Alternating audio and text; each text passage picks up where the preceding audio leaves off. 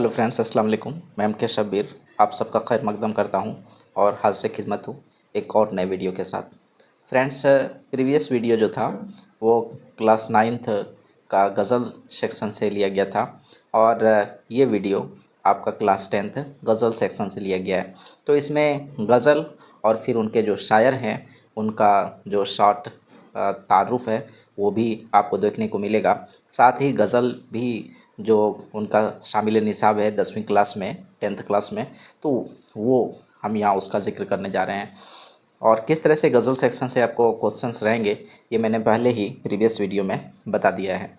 तो फ्रेंड्स, और एक एक गज़ल क्या एक वीडियो डालने से ज़्यादा बेहतर मैंने समझा कि पूरा गज़ल सेक्शन का एक क्लास का गज़ल सेक्शन एक में ला देते हैं, फिर इसी तरह नज़्म का सेक्शन। तो फ्रेंड्स, आइए बिना किसी ताख़ीर के इस वीडियो को शुरू करते हैं। तो सबसे पहले गज़ल सेक्शन का जो 10th क्लास का सबसे पहला जो गज़ल है वो मिर्ज़ा मोहम्मद रफ़ी सौदा के कलम से लिया गया है। और मिर्ज़ा मोहम्मद रफ़ी सौदा के बारे में सबसे पहले बात कर लेते हैं। तो इनकी पैदाइश 1713 ईस्वी सन में हुई। कब? 1713 ईस्वी सन में। और 1781 ईस्वी सन में इनका इंतकाल हुआ। तो मिर्ज़ा मोहम्मद रफ़ी नाम था। नाम क्या था इसका? मिर्ज़ा मोहम्मद रफ़ी नाम था। क्या नाम था? मिर्ज़ा मोहम्मद रफ़ी। और सौदा क्या था? तखल्लुस था। उनके वालिद गर्ज तिजारत काबुल से दिल्ली आए और यहीं आबाद हो गए। सौदा दिल्ली में ही पैदा हुए। याद रखिएगा, सौदा की मिर्ज़ा मोहम्मद रफ़ी सौदा की पैदाइश कहाँ हुई? दिल्ली में हुई। और कदीम रस्म व रिवाज के मुताबिक अरबी व फ़ारसी की तालीम हासिल की। सौदा की शायरी का सेहरा सुनकर नवाब शुजाउद्दौला ने उनको लखनऊ आने के लिए दावत दी। हालांकि वो उस वक्त लखनऊ नहीं आ सके, लेकिन फिर हालात ऐसे बने कि वो लखनऊ आ गए। और इनका इंतकाल भी जो 1781 ईस्वी सन में हुआ वो लखनऊ में ही हुआ। कहाँ हुआ इनका इंतकाल? लखनऊ में। तो याद रखिएगा, इनकी पैदाइश जो है वो दिल्ली में हुई और इंतकाल इनका कहाँ हुआ? लखनऊ में हुआ। ये याद रखिएगा। फ्रेंड्स, सौदा ने शायरी के तमाम असनाफ में तब आजमाई की, मगर कसीदा गोई और हिजू निगारी में उनका मर्तबा सबसे कसीदा गोई में सबसे ज़्यादा ऊंचा मर्तबा सौदा का माना जाता है। सौदा मिर्ज़ा जा कसीदे के शायर हैं। और फ्रेंड्स, आइए अब इनका जो गज़ल है ये देखते हैं। बहार बे सिपर जाम व यार गुज़रे हैं, नसीम तेरी छाती के पार गुज़रे हैं। गुज़र मेरा तेरे कूचे में गो नहीं, ना सही मेरे ख़याल में तू लाख बार गुज़रे हैं। कहे हैं कि आज तेरे दर पे इस्तराब नसीम कि इस जहाँ से कोई खाकसार गुज़रे हैं। मैं वह नहीं कि कोई मुझसे मिल के हो बदनाम, ना जाने क्या तेरी खातिर में यार गुज़रे हैं। गुज़र मेरा तेरे कूचे से यूँ है ए ज़ालिम कि जैसे रेत से पानी की धार गुज़रे हैं। मुझे तो देख के जोश व खरोश सौदा का इसी ही फ़िक्र में लैलो नहार गुज़रे हैं। ये आदमी है कि सर मारता फिरे हैं बासंग के मौज तंद सरे को हिसार गुज़रे हैं। फ्रेंड्स, अब जो नेक्स्ट गज़ल है शामिल निसाब वो शेख मोहम्मद इब्राहिम ज़ौक़ साहब का है। किसका है? शेख मोहम्मद इब्राहिम ज़ौक़ साहब का।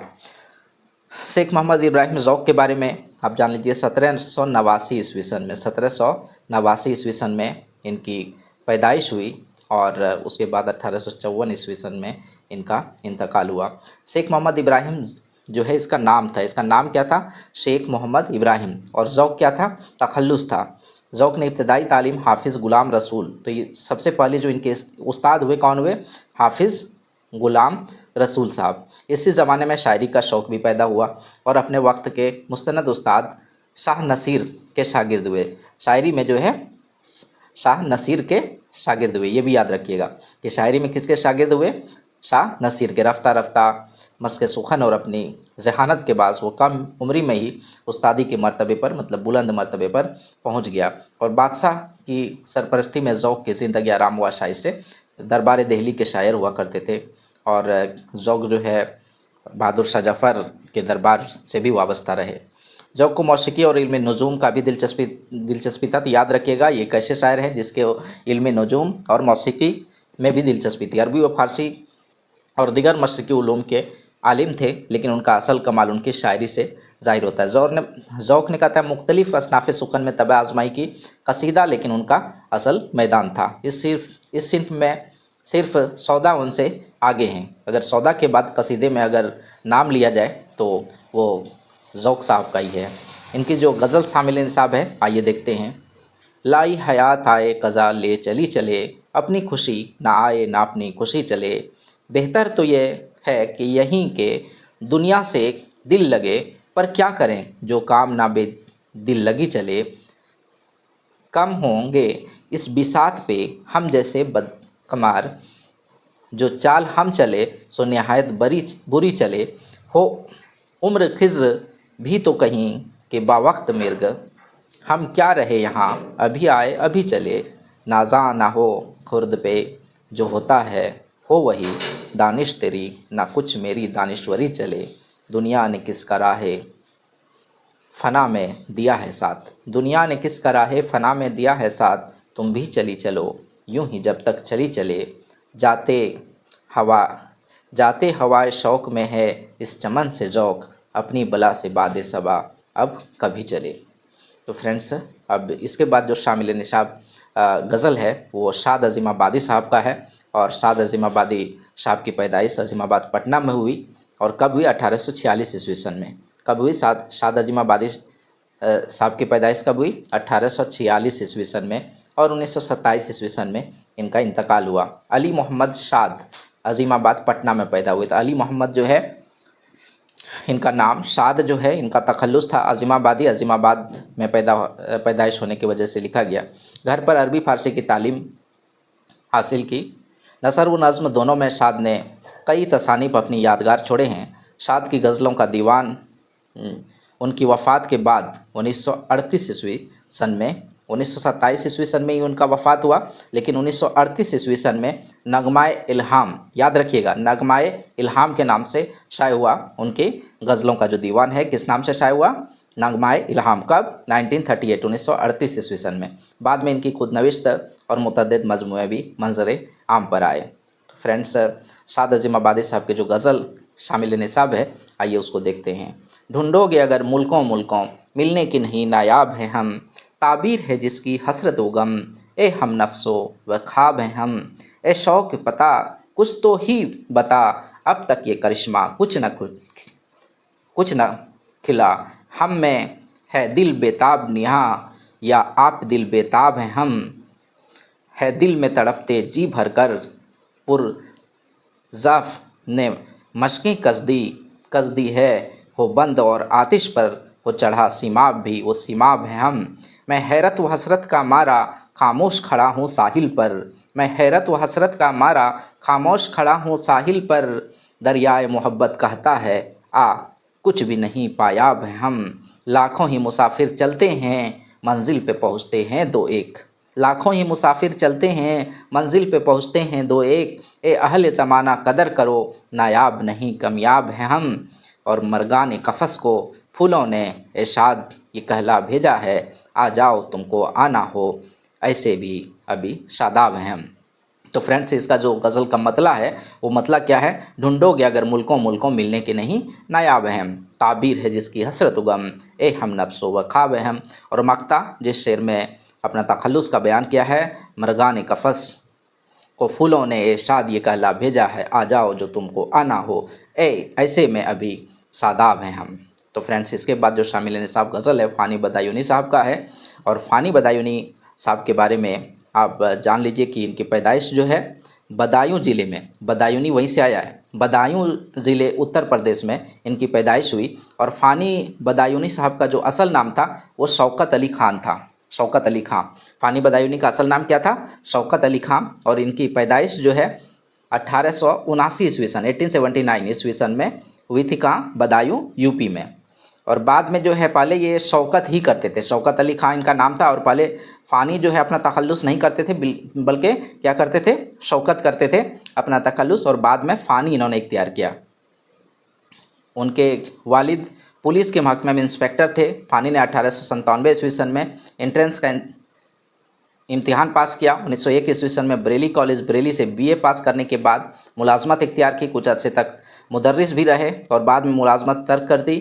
और 1908 ईस्वी सन में MAO कॉलेज अलीगढ़, मौजूदा मुस्लिम यूनिवर्सिटी से LLB की डिग्री हासिल की। इसके बाद लखनऊ आगरा और इटावा, बरेली और बदायूं में वकालत की, लेकिन फ़ानी को वकालत से में भी दिलचस्पी ना थी, इसलिए इस पेशे में उन्हें कामयाबी नसीब ना हुई। 1932 ईस्वी सन में महाराजा किशन प्रसाद के दावत पर हैदराबाद आ गए। याद रखिएगा, किसकी दावत पर हैदराबाद गए, कब गए? 1932 ईस्वी सन में। किसकी दावत पर? महाराजा किशन प्रसाद की दावत पर। महाराजा के दरबार से वाबस्ता रहने के साथ साथ वो हैदराबाद के एक सरकारी स्कूल में हेडमास्टर हो गए। फ़ानी के आखिरी अय्याम तंगदस्ती और परेशानी में गुजरे हैं। उनका इंतकाल हैदराबाद में हुआ। तो बदायूं यूपी में इनकी पैदाइश हुई थी 1879 ईस्वी सन में, और 1941 ईस्वी सन में इनका इंतकाल जो है हैदराबाद में हुआ। फ़ानी का ये मक्ता उनकी ज़िंदगी पर सादी कहता है कि फ़ानी हम तो जीते जी, वो मैयत हैं बे गौर कफन, गुर्बत जिसको रास ना आई और वतन भी छूट गया। उसी चीज़ को इन्होंने जिक्र किया है कि वतन जो बदायूं उत्तर प्रदेश में था वो भी छूट गया और हैदराबाद चले गए। फ़ानी ने पहली गज़ल 1890 ईस्वी सन में यानी 11 साल की उम्र में लिखी थी। तो बहुत कम उम्र में इन्होंने जो है पहली गज़ल लिखी, सिर्फ 11 साल, 1890 ईस्वी सन में 11 साल की उम्र में लिखी। उनके वालिद शायरी के खिलाफ थे, इसलिए फ़ानी छुप कर शेर कहते थे।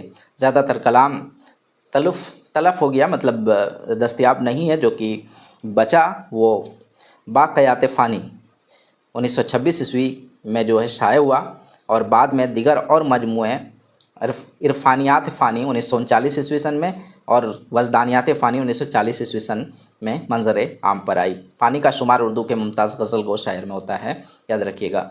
फ़ानी की जो शामिल निसाब गज़ल है वो पेश खिदमत है। तो उनका मतला पेश है कि दुनिया मेरी बला जाने महंगी है या सस्ती है। ये मतला का शेर है। दुनिया मेरी बला जाने महंगी है या सस्ती है, मौत मिले तो मुफ्त न लूँ, हस्ती की क्या हस्ती है। आबादी भी देखी है, वीराने भी देखे हैं, जो उजड़े और फिर ना बसे, दिल वो निराली बस्ती है। जान शीशे बिक जाती है एक नज़र के बदले में, आगे मर्जी गाहक की इन दामों तो सस्ती है। जग सुना है तेरे बग़ैर, जग सुना है तेरे बग़ैर, आँखों का क्या हाल हुआ, जब भी दुनिया बसती थी अब भी दुनिया बसती है।